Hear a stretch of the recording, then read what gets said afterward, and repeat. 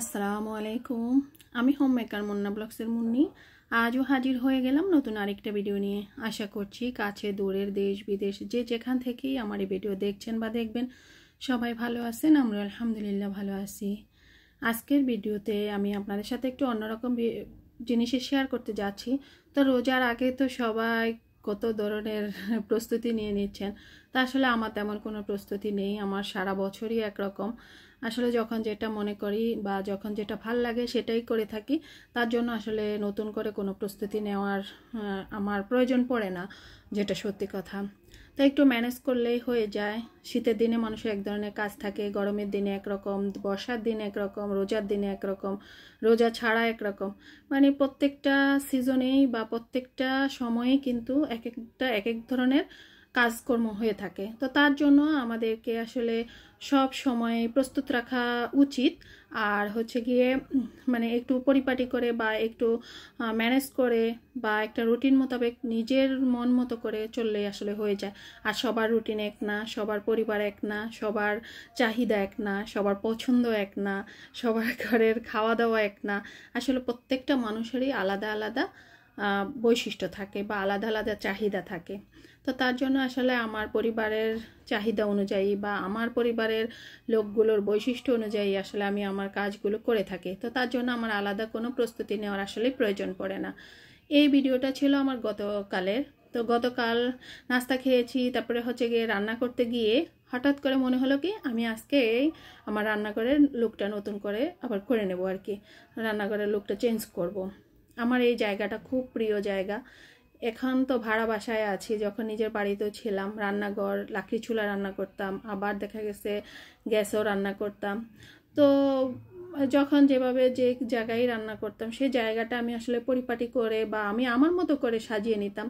যেহেতু আমাদের রান্না বান্না সম্পূর্ণ মানে ঘরেই করতে হয়, নাস্তার আইটেমগুলো মানে স্ন্যাক্সের আইটেমগুলো বা হচ্ছে গিয়ে দুপুরের খাবার রাতের খাবার সব কিছু আসলে আমি সবসময় ঘরেই করে থাকি। কখনোই আসলে বাজার থেকে বা দোকান থেকে আসলে তেমন একটা খাওয়া হয় না।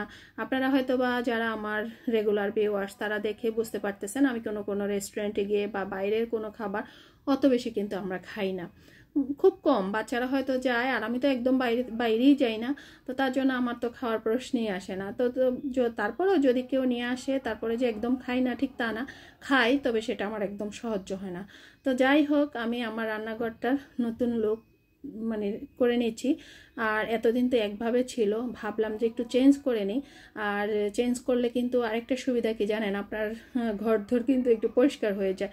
দেখা গেছে আপনি ফার্নিচারটা এক সপ্তাহ আগে রেখেছেন, সরালে কিন্তু আবার এক গাদা বালু বের হয়ে যাবে। তো আমি তার জন্য আসলে করে নিচ্ছি। তো এই তো দেয়ালের সাথে তো এইসব জিনিসগুলো ছিল, দেয়ালেও কিন্তু মাকড়সার বাসা টাসা এইসব কিছু হয়ে গিয়েছে। যখন এগুলো সেট থাকে তখন আসলে এগুলো তো পরিষ্কার করা যায় না। তারপরও আমি কিন্তু শলা ঢুকিয়ে টুকিয়ে অনেকভাবে করে থাকি আর কি। যদিও আমার হেল্পিং হ্যান্ড ঘরটা ঝাড় দেয়, মানে ঝাড় দেয় বলতে ঘরটা ঝাড়ু করে মুছে নেয় কেবল ফ্লোরটার, উনি কিন্তু উপরের দিকে একদমই তাকায় না। যখন আমি ঘর ঝাড়ু দিতাম আমি কিন্তু এই চিপায় চাপায় আনাসে কানাসে কোথায় কি আছে না আছে, দেখা গেছে হাতে ঝাড়ু আছে, ঝাড়ুটা দিয়ে পরিষ্কার করে নিচ্ছি। হয়তো বা বিছানার মানে যে ঝাড়ু দেই বড় শলা দিয়ে, তো সেটা দিয়েও পরিষ্কার করে নিচ্ছি। এখন যেহেতু উনি করতেছেন তার জন্য আসলে করা হয় না। তো এই যে এখানে দেখেন ফ্লোরের অবস্থা খুব খারাপ। তো আমি তারের জালি দিয়ে এই যে দেখেন ঘষে ঘষে কিন্তু এটা করে নিচ্ছি। তো এটা কিন্তু আমি রেখে দিতে পারতাম আমার হেল্পিং হ্যান্ডের জন্য, কিন্তু আমার মন মতো হয়তো বা হতো না। আর অগোছালো রাখতে ইচ্ছে করতেছে না, যার জন্য আমি অবশ্যই সব কিছু করে নিয়েছিলাম। তো রান্না করার আগেই কিন্তু আমি এই কাজগুলো করে নিয়েছি। আর আমার কাছে কেন জানি মনে হলো যে না, এটা এখনই চেঞ্জ করব। ওই যে বললাম আমার যখন যেটা মন চায় তখনই সেটা করে নিই। তো আর আমার এই রান্নাঘরটা যেহেতু খুব প্রিয়, তো এটা আমার মতো করে আমি করে নিচ্ছি। হয়তো বা আহামরি কোনো জিনিস আমার রান্নাঘরে নাই, আহামরি মানে কোনো সৌন্দর্য আমার রান্নাঘরে নাই, কিন্তু আমার রান্নাঘরে আমার রান্নার প্রয়োজনীয় সবগুলো জিনিস পাওয়া যাবে। তো এবার আপনি চাইনিজ আইটেম বলেন, বাংলা আইটেম বলেন, আর যেটাই বলেন সব কিছু কিন্তু এক জায়গায় সব কিছু আমি রাখতে চেষ্টা করি আর কি। তো আমি আমার মতো করে সাজিয়ে নিয়েছি। আর আরেকটা জিনিস দেখবেন, যাদের ঘরে রান্নাবান্না বেশি হয় বা কাজকর্ম বেশি হয় তাদের ঘরে অগোছালোটাও কিন্তু বেশি হয়। আর দেখা গেছে আবার পরিষ্কার পরিচ্ছন্নতাও কিন্তু বেশি করতে হয়। তো যাই হোক, আমি যতটুকু পারি, আমি যে একদম পরিষ্কার পরিচ্ছন্ন পরিপাটি আমি সেটা একদমই বলবো না। আমি আমার মতো করে আমি যতটুকু পারি আমার শরীরটাকে ঠিক রেখে আমি আমার কাজগুলো আসলে করে নিই। তো এই তো ফ্লোরটা ভালো করে মুছে নিয়েছি, তারপরে জায়গা সব সেট করে দেব। তারপরে এই যে দেখেন আমার রান্নাঘরের নতুন লুক।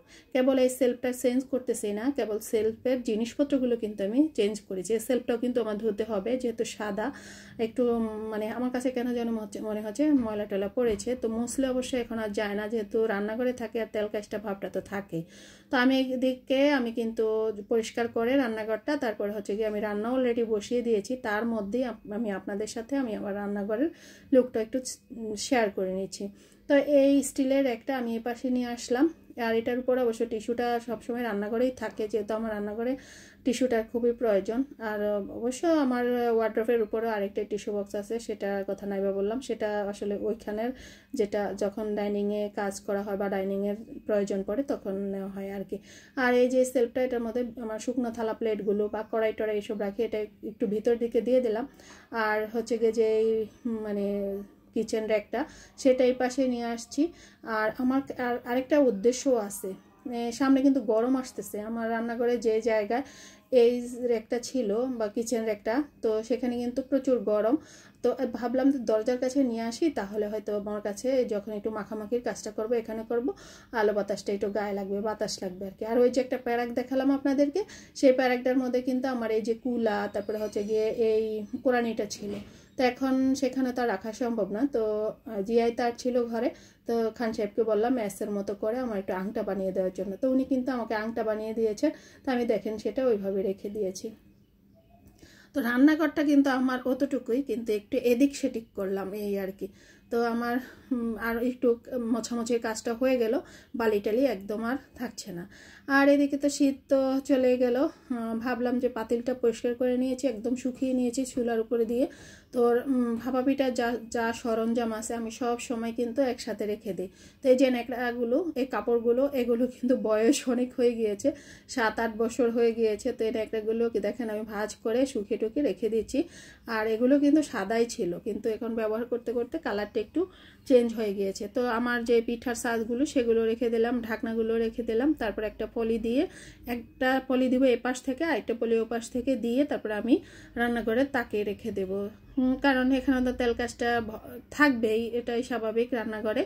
তো তার জন্য আসলে এভাবে রেখে দিচ্ছি। তো খান সাহেবকে বললাম একটু গিট্টু দিয়ে দেওয়ার জন্য, তো উনি আবার সেটা ঠিক করে দিচ্ছিলেন। তো আমি আবার একটু ক্যামেরা বন্দি করে নিলাম। তো উনি থাকাতে একটু আমার কাজটা আসলে যেটা 1 ঘন্টার কাজ সেটা আমার আধা ঘন্টা হয়ে গিয়েছে আর কি। উনিও একটু সহযোগিতা করেছেন তার জন্য।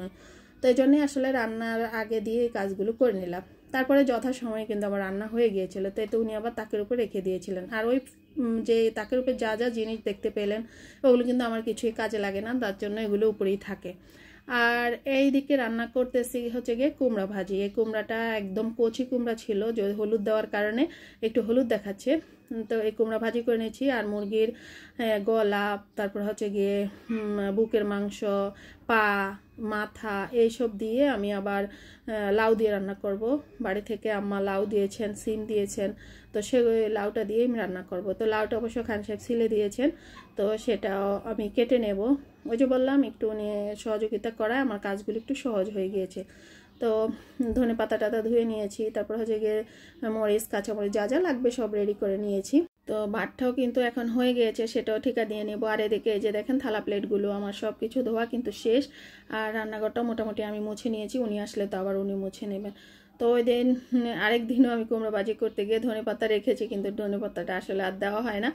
এই দিন কিন্তু মনে করে দিয়ে দিয়েছি। আর এদিকে খান সাহেব আবার আমার জন্য আনার ছিলে দিয়েছেন, আর শশা কেটে নিয়েছেন।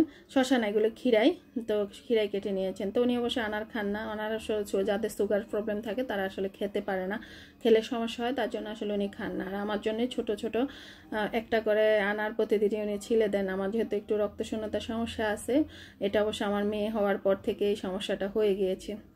আর একদিন আমি কিন্তু দেখেন এখানে 16 টাকার ব্রেড কাম, মানে 16 টাকা বলতে আমি 2টা বনরুটি ছিল আর কি। আমি আসলে একটু অগোছালো হয়ে গিয়েছে আমার ভিডিওগুলো, আগের ভিডিও পরে দিচ্ছি, পরের ভিডিও আগে দিচ্ছি, যেহেতু রান্নাবান্নাই কেবল এই কয়েকদিন শেয়ার করতেছিলাম, তার জন্য আপনাদের সাথে আজকে একটু অন্য ধরনের ভিডিও ভাবলাম শেয়ার করি, তার জন্য এটা করে নিয়েছি। একদিন কিন্তু আমি 2টা বনরুটিকে মানে ব্ল্যান্ড করে নিয়েছিলাম, তারপরে এই যে ব্রেড কাম করে নিয়েছি। তো 2টা বনরুটির দাম ছিল 16 টাকা, তো 16 টাকার ব্রেড কাম এখানে তো যেন রেখে দিলাম। আর অরেঞ্জ কালারেরটা তো আগেই তৈরি করেছি, সেটা তো দেখেছেন। তো এই যে কুমড়া ভাজি হচ্ছে, বাটটা ঠিকা দিয়ে নিলাম, আর আরেক ছোলা লাউ দিয়ে সে মুরগির হাড্ডি গুড্ডি দিয়ে রান্না করব। তার জন্য এই যে লাউটা তো আমি আগে একটু সেদ্ধ করে নেব। তো এখানে হলুদ, মরিচ, জিরা, ধনিয়ার গুঁড়া, আদা, রসুন একটু একটু সব কিছু দিয়ে দিয়েছি। তারপরে পানিটা উতলে ওঠার পর আমি লাউগুলো দিয়ে দিচ্ছি।